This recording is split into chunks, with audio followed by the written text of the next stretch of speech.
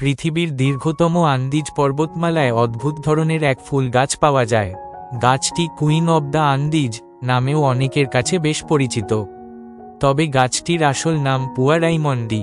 এটি ব্রোমেলিয়া পরিবারের অন্তর্ভুক্ত।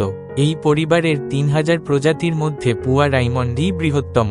1870 সালে এক দল উদ্ভিদবিজ্ঞানী প্রথম গাছটির সন্ধান পান।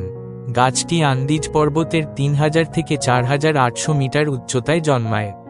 প্রায় 40 ফুট লম্বা গাছটির সবচেয়ে বড় বৈশিষ্ট্য হচ্ছে 80 থেকে 100 বছরের মধ্যে মাত্র একবারই গাছটিতে ফুল আসতে দেখা যায়।